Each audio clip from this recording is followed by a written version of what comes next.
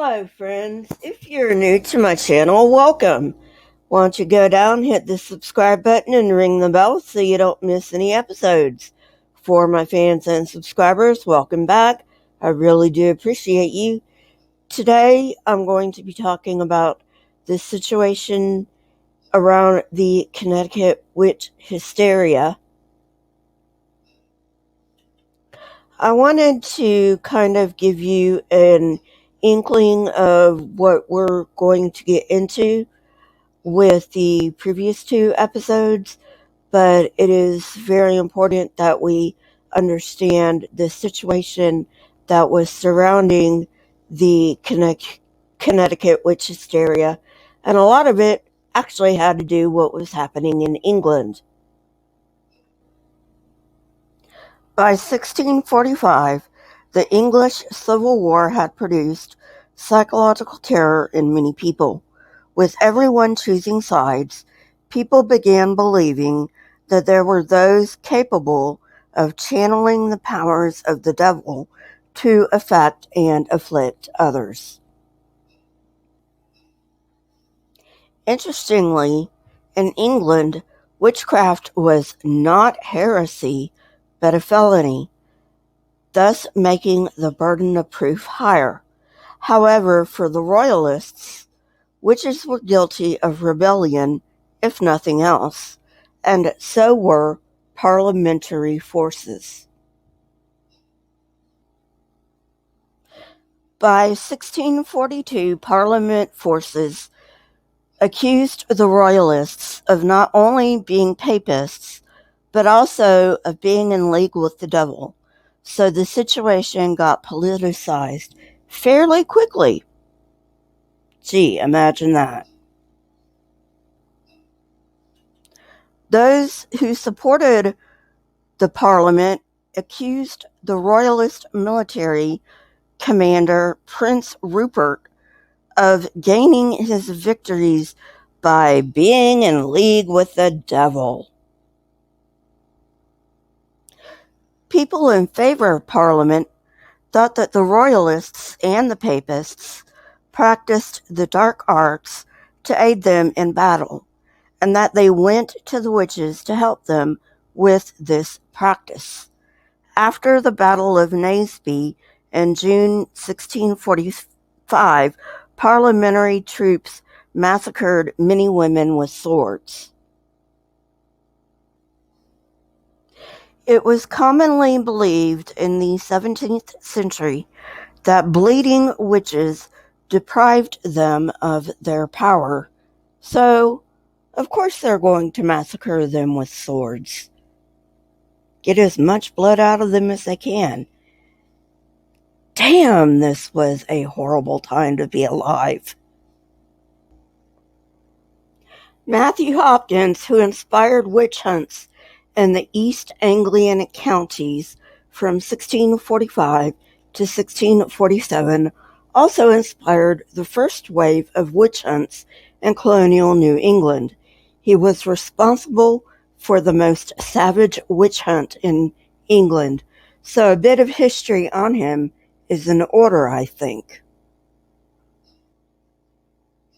In the winter of 1644, a man named John River visited a cunning woman in Manningtree, a town in northeastern Essex County, which happened to be Hopkins's hometown, to find out why his wife was sick. The woman told him that witchcraft was the cause of his wife's sickness. The townspeople suspected an elderly woman named Elizabeth Clark. Hopkins heard this and complained to the Justice of the Peace, after which Clark was arrested. They searched her body for devil's marks and found 3. Hopkins and his partner, a man named Stern, decided to deprive her of a night's sleep and watch her. Thus, a new way for gaining confessions was born, as sleep deprivation was not considered torture at the time. In continental Europe, torture was allowed, but not in England. By the way, sleep deprivation is a type of torture. It is just not physical torture. It is classified as psychological torture. Not to excuse these people for what they did, but they did not know this at the time. So I guess you could kind of see where they were coming from.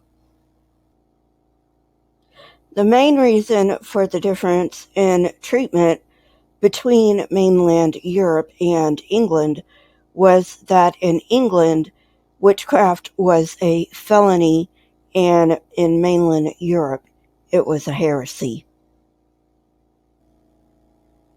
Hopkins and Stern claimed by the fourth night that they had witnessed many familiars enter the room.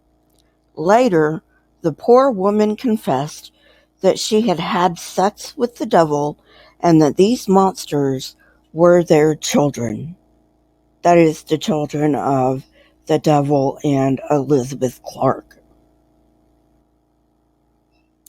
After Clark's confession and execution, the two men became witch hunters, accompanied by a midwife who had had success with finding devil's mark, the legal proof in England of a covenant with the devil. They embarked on witch hunts in other counties, and in late July 32 women were indicted for witchcraft in Essex County. 19 were convicted and hanged, 3 were acquitted, and the rest died in jail, either before or after their trials. I will cover the English witch trials in more detail later, and I may even have a few more things to say about them later in these specific episodes, but for now, suffice it to say that the panic spread to other counties, where 150 people were accused. Although Hopkins's methods were questionable in England, some of them found their way to New England, particularly colonial Massachusetts. The methods of watching and sleep deprivation found their way into Massachusetts law in 1648. Margaret Jones of Charlestown was the first to be tried under these new guidelines in the General Court of Massachusetts. Unfortunately, she was also the first to be executed for witchcraft in that colony. Traditional beliefs about witchcraft were imported to New England by the English colonists.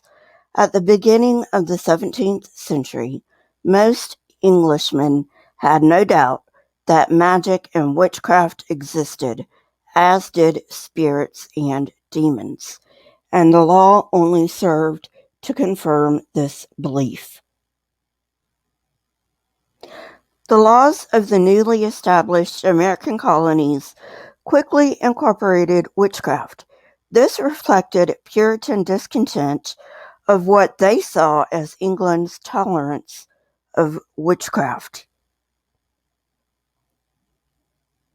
Although laws existed in New England stating that the penalty for witchcraft was death prior to the English Civil War, we find no evidence of any witchcraft trials prior to the English Civil War. So this seems to have been a turning point in the colonies. It was not until the pressure brought about by this Civil War that had made its way to the American colonies that the 3 New England colonies reenacted their witchcraft laws in 1646. Rhode Island passed a witchcraft law in 1647. To lay all the blame at the Puritans' feet for the witch hysteria in the New World is, at best, oversimplifying things. Laws against witchcraft existed in England because most of the English saw witchcraft as a reality. The Puritans just saw it as their special duty to weed out witches. After all, if the Bible said witches exist, then they must exist. People, this is the problem with getting your laws from an Iron Age text. Well, friends, that's it for today. I hope you enjoyed it. If you did, hit that like button, press the subscribe button, and if you would like to know when I come out with new content, hit the bell next to the subscribe button. My Twitter, Discord, email, PayPal, and website links are in the description, along with the source that I used for this particular episode. Best way to reach me is Twitter. Next best is email. Also, remember, I now have a merch store. It's on my website. Go check it out. And talk to you guys later. Keep learning and searching for truth. Here are a few videos from my library.